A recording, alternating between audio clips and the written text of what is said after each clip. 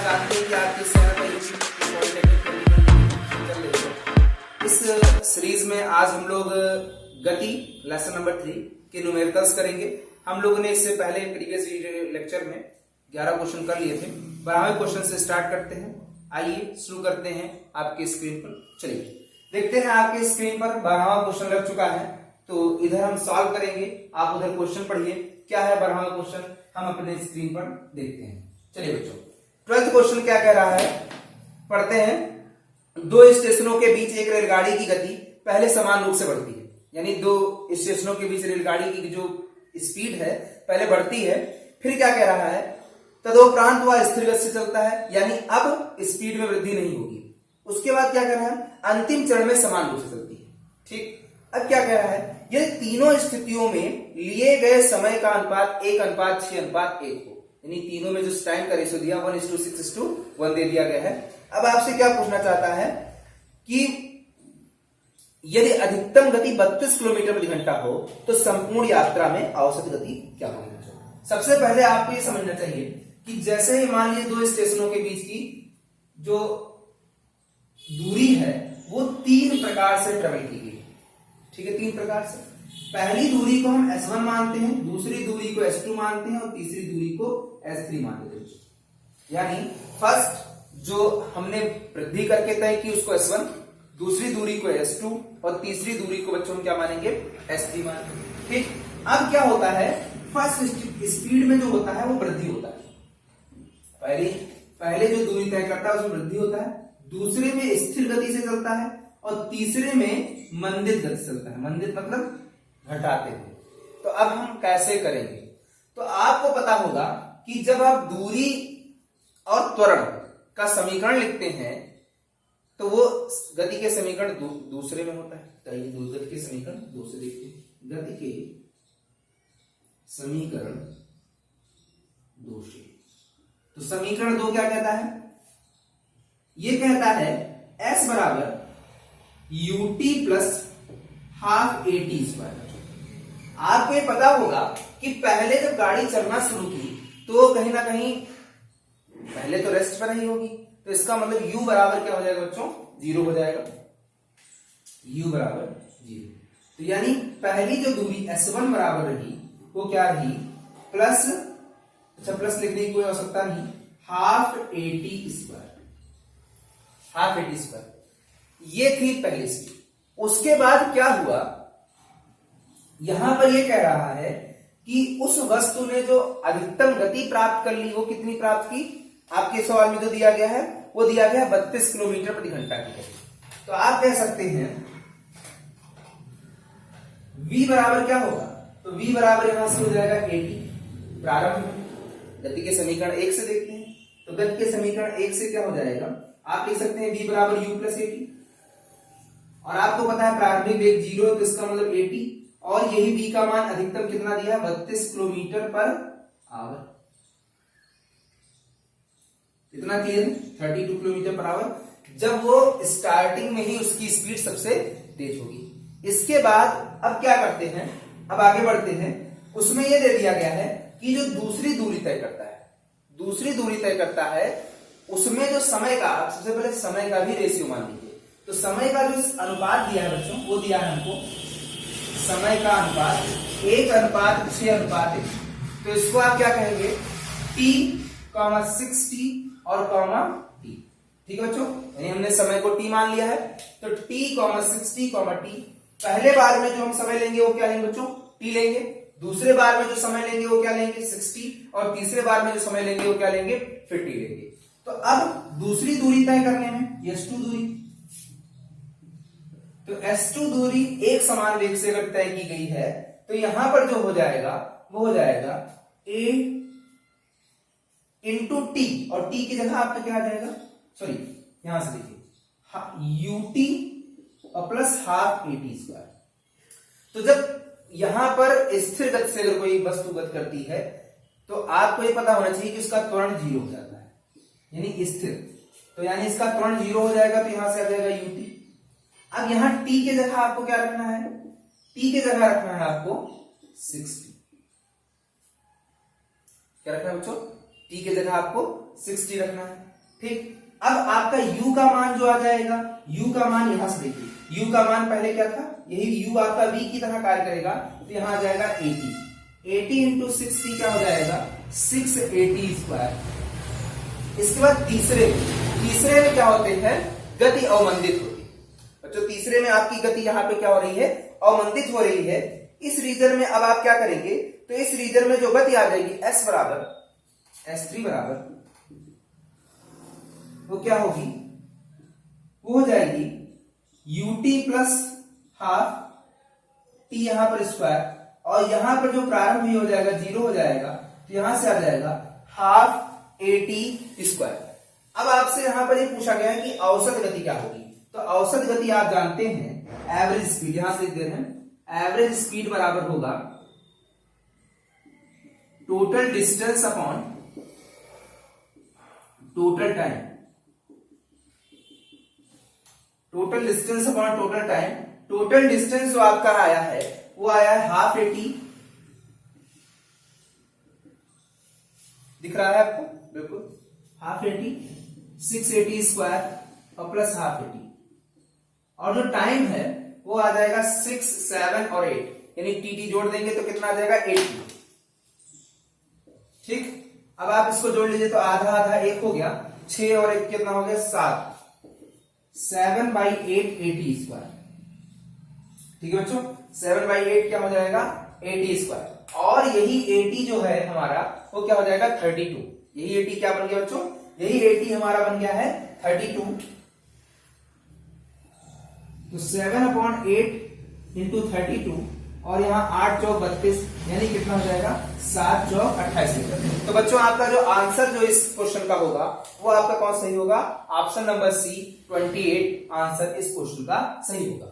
ठीक है, तो बच्चों आइए सवाल नंबर 13 की ओर चलते हैं। क्वेश्चन नंबर 13 देखते हैं, आपकी स्क्रीन पर बस इसको हटाते ही आ जाएगा क्वेश्चन नंबर 13। चलिए 13 नंबर क्वेश्चन क्या रहा है, आप एक बार पढ़ लीजिए, फिर हम भी पढ़ते हैं 13 नंबर क्या कह रहा है।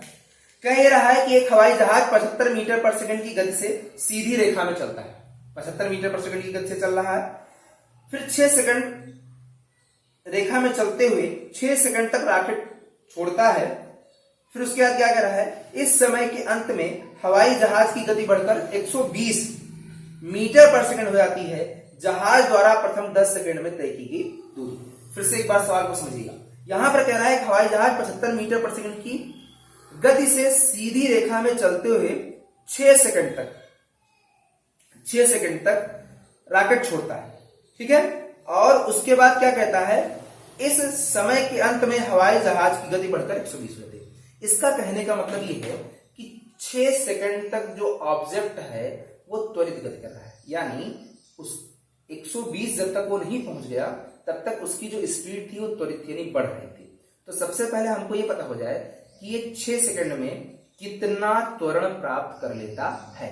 तो त्वरण प्राप्त करेंगे, तो त्वरण कैसे प्राप्त करेंगे, a बराबर v minus u upon T.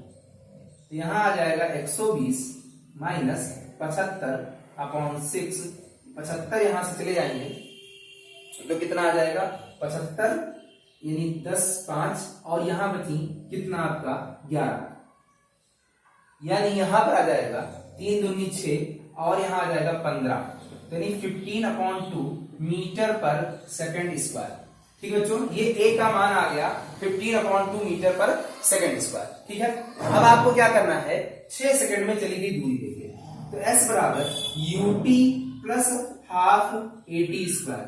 तो ut कितना है बच्चों 75 है, 75 गुणे 6 प्लस 1/2, यहां पर 15/2, और यहां पर कितना आ जाएगा t का स्क्वायर इन द सेंस 6 36 हो जाएगा, यहां से आ जाएगा 9, और यहां से आ जाएगा 6 5 30, और 6 से 42, 3 कितना हो जाएगा 45, और यहां से कितना आ जाएगा 15 9 135, यहां से कितना आ जाएगा, यहां आ जाएगा आपका 5 8 5 585 मीटर। इसके बाद हम आगे कैसे निकालेंगे वो आपको आगे देखना है।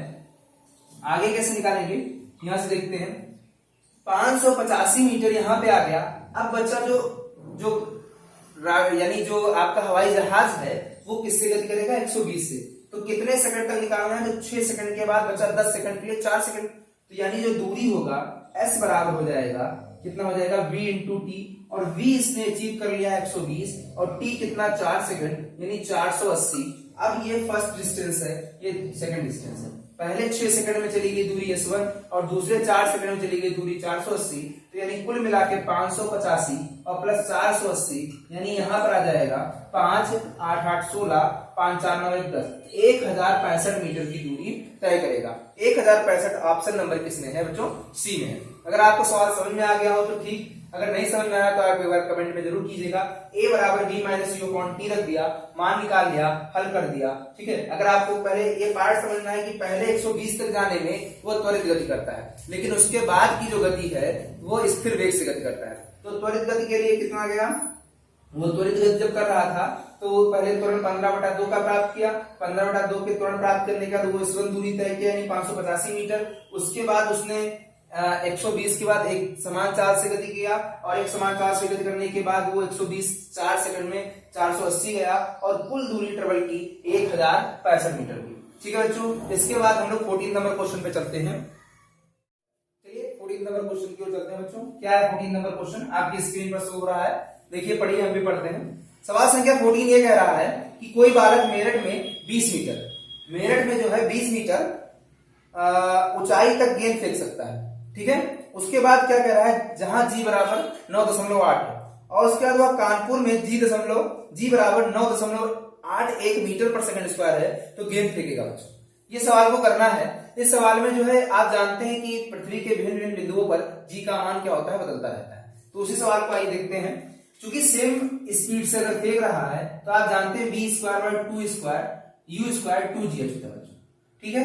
अब हम क्या करते हैं, यहां से अगर आप देखें तो आप देखेंगे g और h अगर हम रख लें इनका गुणन कांस्टेंट है तो आप देखेंगे h इज डायरेक्टली या इनवर्सली प्रोपोर्शनल टू g, यानी h का मान g के क्या है, इनवर्सली प्रोपोर्शनल होगा। अब हम क्या करेंगे ये कि h1 अपॉन h2 बराबर यहां पर आ जाएगा g2 अपॉन बच्चों g1 और यहीं से मान निकाल लेंगे। कैसे निकालेंगे आइए इधर देखते हैं।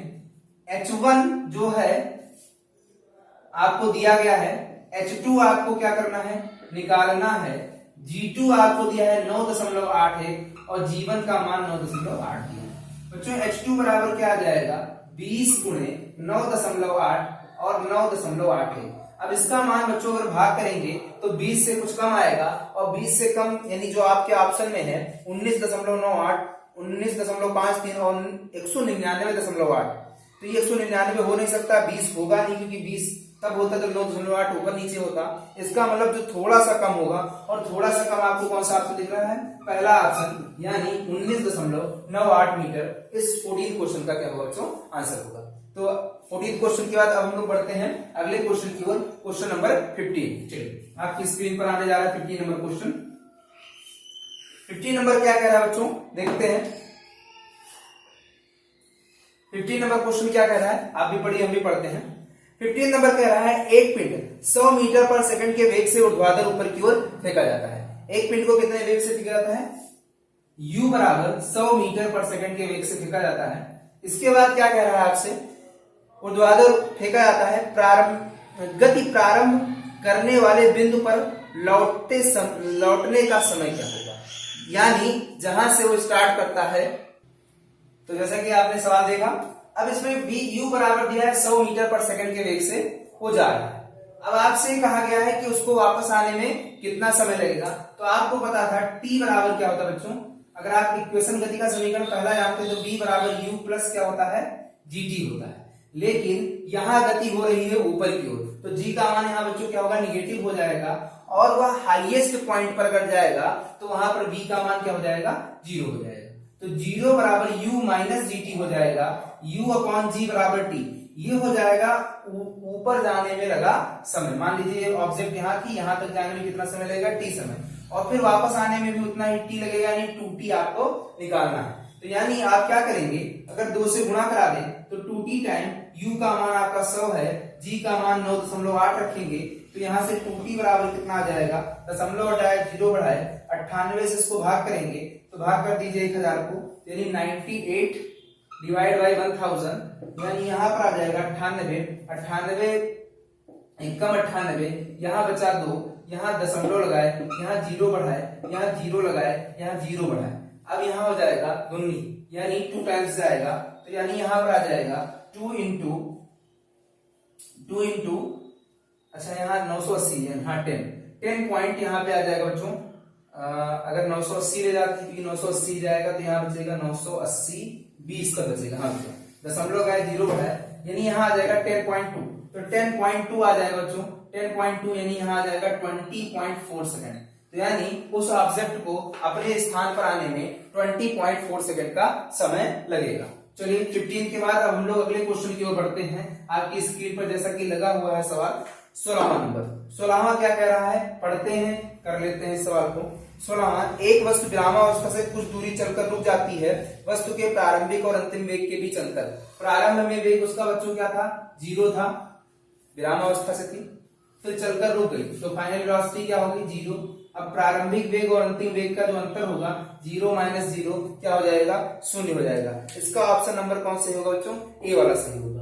इसके बाद अगले 17वां नंबर सवाल की ओर जाते हैं। 17 नंबर क्वेश्चन क्या कह रहा है, चलिए देखते हैं। 17 नंबर कह रहा है, किसी 200 मीटर ऊंची मीनार की चोटी से पत्थर को ऊर्ध्वाधर ऊपर की ओर 20 मीटर पर सेकंड की चाल से प्रक्षेपित करने पर पृथ्वी से टकराते समय उसकी चाल क्या होगी बच्चों, ये आपसे पूछा गया है। अब वो टकराते समय यानी जब वो नीचे सरफेस पे टकरा रहा होगा तो उसकी स्पीड क्या होगी।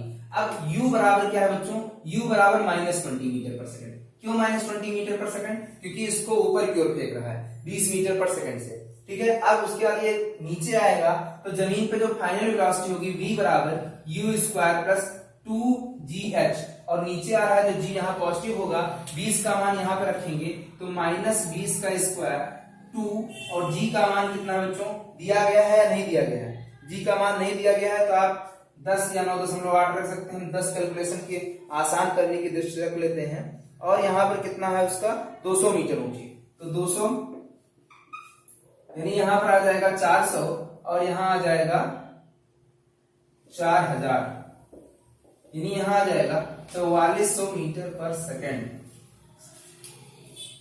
18 नंबर क्वेश्चन से शुरू करते हैं हम लोग। तो आइए 18 नंबर क्वेश्चन देखते हैं। फिर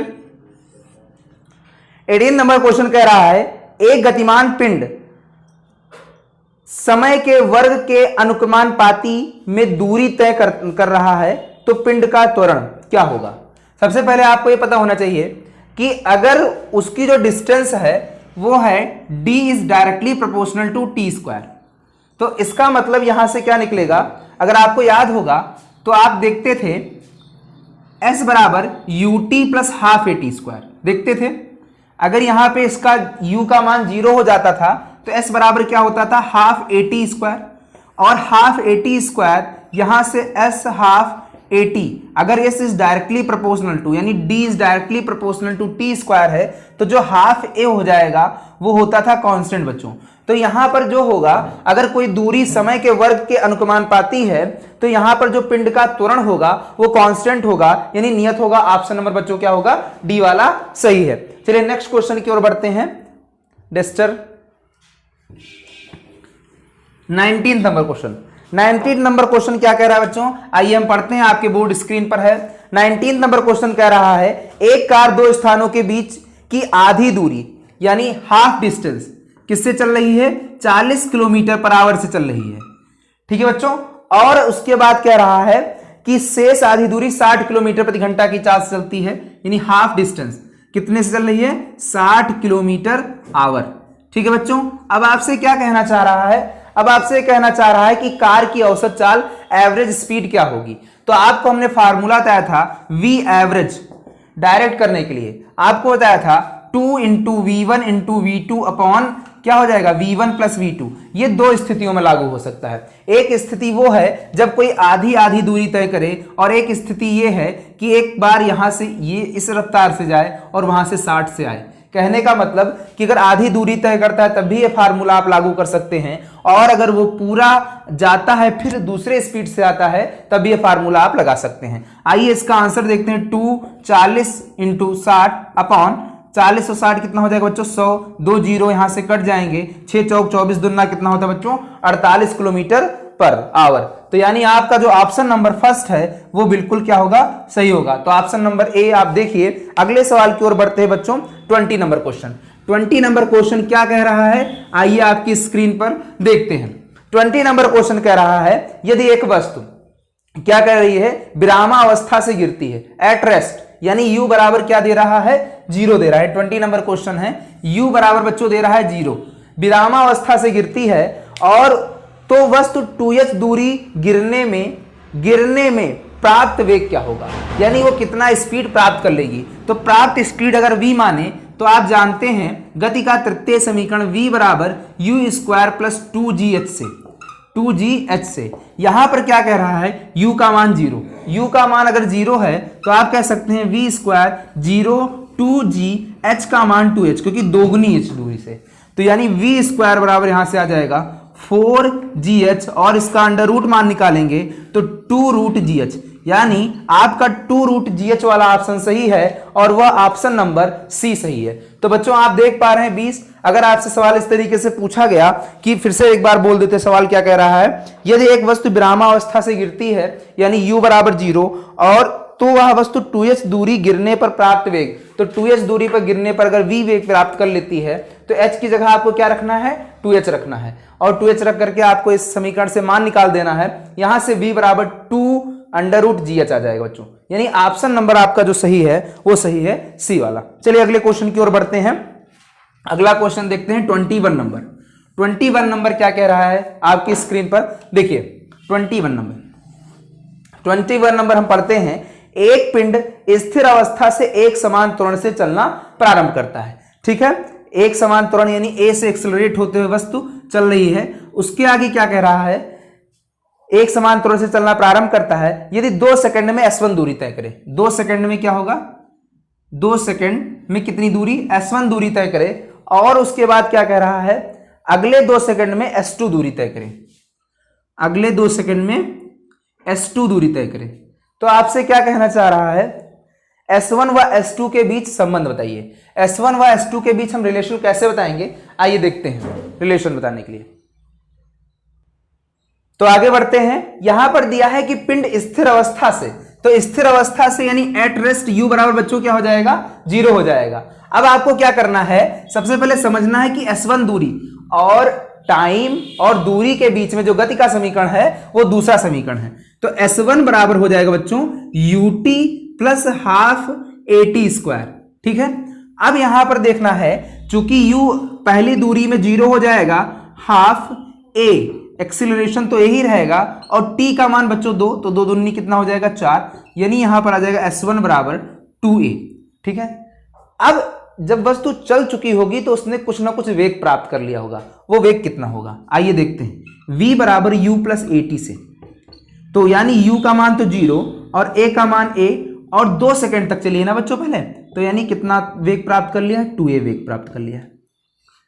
अब क्या होगा, जब ये दूसरी दूरी s2 ट्रेवल कर रही होगी तो इसके पास जो प्रारंभिक वेग होगा वो वेग प्राप्त जो किया होगा वही वाला प्रारंभिक वेग बन जाएगा, यानी यहां पर आ जाएगा ut प्लस हाफ at² में u की जगह आप रखेंगे 2a और समय कितना होगा 2 सेकंड प्लस हाफ एक्सेलरेशन वही होगा और t अभी भी कितना है 2 सेकंड, तो 2 का स्क्वायर यहां पर हो जाएगा 4a हाफ 4a, 2 दूनी कितना हो जाएगा 4, a तो बच्चा रहेगा यहीं पर, तो यानी यहां पर आ जाएगा 4a प्लस 2a, बच्चा कितना आ जाएगा 6a। और आपसे पूछा गया है S1 और S2 के बीच में रिलेशन, तो आप क्या करेंगे S1 बटा S2 निकालेंगे। तो S1 बटा S2, तो S1 जो आया बच्चा वो 2a आया और S2 जो आया 6a आया, a कट गया, 2 3 6 भी कट जाता है, S2 बराबर 3S1। तो आपका जो ऑप्शन नंबर है वो आपका जो है सी वाला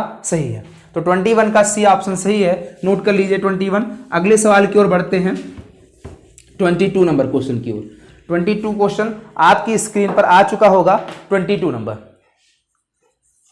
ठीक है, चलिए 22 नंबर। तो बच्चों 22 नंबर क्वेश्चन क्या कह रहा है आपकी स्क्रीन पर, एक इलेक्ट्रॉन 5 × 10⁻4 मीटर पर सेकंड के वेग से गतिशील है। इलेक्ट्रॉन का जो वेग दिया है वो क्या है, 5 × 10⁻4 मीटर पर सेकंड।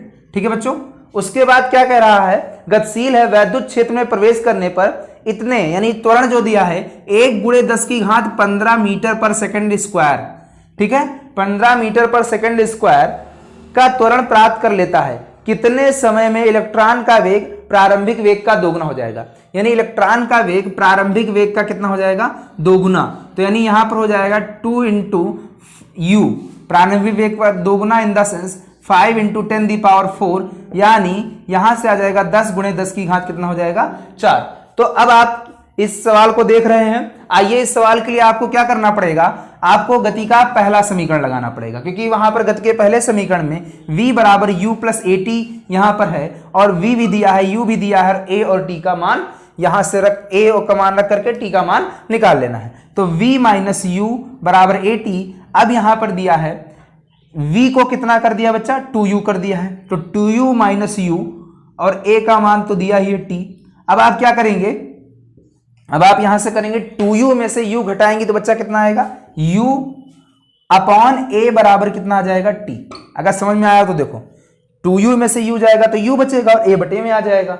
ठीक है, इसको थोड़ा सा साफ करके इधर लिख देते हैं, u/a = t। अब आपको टाइम निकालना है, तो टाइम कैसे निकालेंगे, u का मान 5 × 10 की घात कितना है, 4 है, a का मान 1 × 10 की घात कितना है, 15 है, ऊपर जाएगा तो 5 × 10 की घात बचेगा -11 t, और 5 × 10 की घात -11 सेकंड। आपका ऑप्शन नंबर जो सही है वो पहला वाला ए ऑप्शन सही है। चलिए अगले सवाल की ओर चलते हैं। 22 के बाद अब अगले क्वेश्चन की ओर, सवाल संख्या 23 आपके स्क्रीन पर है। 23 हम देखते हैं क्या है। 23 कह रहा है, 23 नंबर सवाल ये कह रहा है 20 मीटर ऊंचाई से दो गेंदें 1 सेकंड के अंतराल पर छोड़ी जाती हैं। दोनों गेंदों के छोड़ने के 2 सेकंड बाद उनके बीच की दूरी। ठीक है बच्चा, अगर मान लीजिए दो गेंदें छोड़ी जाती हैं 2 सेकंड के अंतराल, 1 सेकंड के अंतराल पर, तो मान लो एक पहली वाली गेंद ये है और दूसरी वाली गेंद ये है। अगर 2 सेकंड बाद इनकी दूरी बतानी है तो ये बच्चा 3 सेकंड हो चुका होगा और इस गेंद को भी 2 ही सेकंड हुआ होगा। क्यों? क्योंकि 1 सेकंड के अंतराल पर छोड़ी गई हैं। तो इसका मतलब पहली गेंद द्वारा अगर चली गई दूरी h1 है तो h1 बराबर ut + ½ at²। पर यहां पर आपको ये समझना होगा कि यहां पर समय 3 सेकंड है और प्रारंभिक वेग u का मान क्या है बच्चों, 0 है, तो u बराबर ½ यहां पर हो जाएगा a × 3²। और चूंकि यहां पर नीचे की ओर क्या कार्य कर रहा है, गुरुत्वीय त्वरण, तो g हो जाएगा यहां 9/2g। उसके बाद पहली वाली गेंद से h1 जो हो जाएगा वो हो जाएगा, पहली वाली गेंद से जो h2 हो जाएगा वो ut + ½ gt² यहां पर भी, लेकिन वो 2 ही सेकंड चला है तो ये 0, ½ g और यहां हो जाएगा 4, 2 दूनी कितना हो जाएगा 4, यानी यहां पर आ जाएगा 2g। अब बच्चों क्या करना है, अब आपको करना ये है, ध्यान दीजिएगा, यहां पे अगर दोनों के बीच दोनों के बीच की दूरी का अंतराल पूछा जाए तो आप कहेंगे h2 - h1, यानी दूसरी वाली ने जो पहली वाली गेंद ने चली दूरी है वो कितना है 9/2 यानी 4.5g, और दूसरी गेंद द्वारा जो चली गई दूरी है वो कितना है 2g है। घटा दीजिए तो यहां से आ जाएगा 2.5g, और g का मान अगर 10 रखते हैं तो 2.5 × 10 यानी 25 मीटर आ जाएगा, और अगर g का मान 9.8 रखते हैं तो आंसर आ जाएगा। अब आप ये 25 के करीब वाला ऑप्शन देख लीजिए, कौन सा आपको ऑप्शन दिखाई देता है, तो ऑप्शन पहला 24.5 दिखाई देता है मीटर। इसका मतलब g का मान इन्होंने 10 ना रख करके 9.8 रखा है, और आप 9.8 रखेंगे तो आपका आंसर ये आ जाएगा बच्चों। 23 के बाद अब हम लोग अगले क्वेश्चन 24 यानी 24 नंबर की ओर बढ़ते हैं। 24 क्या कह रहा है, आइए देखते हैं। 24 ये कह रहा है आपसे कि एक ट्रेन 30 किलोमीटर प्रति घंटा की रफ्तार से, एक ट्रेन कितनी रफ्तार से है बच्चों, 30 किलोमीटर प्रति घंटा की चाल से तय की तथा एक दूरी को, और उसके बाद 50 किलोमीटर प्रति घंटा की चाल से वापस लौट आई। तो 30 से अगर जाए और 50 से वापस लौट आए तो आपको हमने बताया था एवरेज स्पीड के लिए आप क्या करेंगे, बी एवरेज बराबर 2 × v1 × v2/v1 + v2। अब आपको क्या करना है, 2 × 30 × 50, और यहाँ पर आ जाएगा v1 v2 80 आ गया, यानी यहाँ पर आ गया 4, और यहाँ पर आ जाएगा 30 बचे कितना आ जाएगा 150, 150 बटा 4, 4 3 12, 12 और यहाँ बचेगा 30, बचेगा 4 से 28, 4 पंचे 20, यानी 37.5, 37.5 आपका 24 का जो ऑप्शन नंबर है वो बी वाला राइट है, यानी 24 का ऑप्शन नंबर बी। ठीक है, चूंकि आप में अगर दिया गया है 40 वाला तो वो रॉन्ग है, वो कोई आंसर सही नहीं होगा बच्चों। अगर इसका कंसेप्ट सीखना चाहते हो तो एक सेकंड के लिए हम कंसेप्ट बता देते हैं, देखिएगा कैसे कंसेप्ट देखेंगे। मान लीजिए कि पहले जो है v1 चाल से चल रहा था, अभी दूरी क्या थी d थी, उसके बाद अभी भी दूसरी बार जब वापस गया तब भी दूरी क्या है d है। तो आपको पता है v एवरेज बराबर होता है कुल दूरी बटा समय, समय क्या होगा v1 अपॉन डी और प्लस v2 अपॉन डी। अगर आप इसको हल करेंगे तो यहां से क्या आ जाएगा, ध्यान दीजिएगा बच्चों, यहां पर आ जाएगा 2d, सॉरी ये उल्टा हो गया, यहां पर हो जाएगा d अपॉन v1 और यहां पर आ जाएगा दूरी बटा अपॉन v2। तो अब आप यहां से क्या कर सकते हैं, d कॉमन कर सकते हैं, 1 अपॉन v1 और 1 अपॉन v2। ठीक है, d कट जाएगा, यहां से आ जाएगा 2v1 v2 upon v1 plus v2 आ जाएगा। तो सेम कंडीशन जैसे कि हमने सॉल्व किया था, और उसके बाद आपका जो आंसर हो जाएगा वो हो जाएगा बच्चों क्या आ जाएगा 37.5। आपका जो ऑप्शन है वो दिया गया है बी नंबर सही होगा।